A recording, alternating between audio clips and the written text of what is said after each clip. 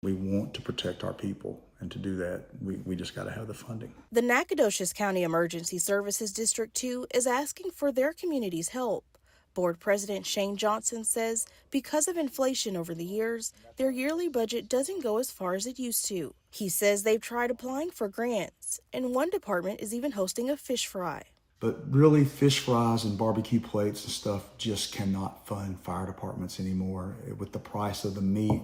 They receive funding through property taxes, 3 cents per $100 property valuation, adding up to approximately $90,000 a year.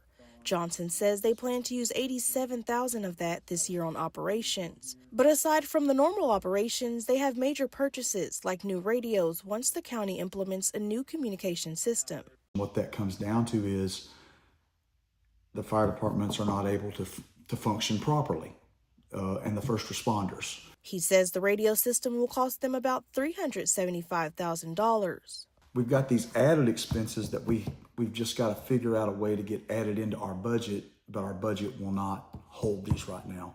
To effectively continue the work they do, they are asking property owners to pay 10 cents in taxes instead of 3.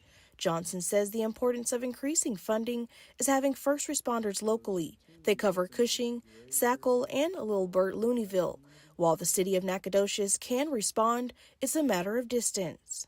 Some people have conditions and situations, people in our whole community, they cannot wait a half hour for an ambulance to show up before they begin treatment with them. To increase funding, there will be an option on the May 3rd ballot for voters to vote on.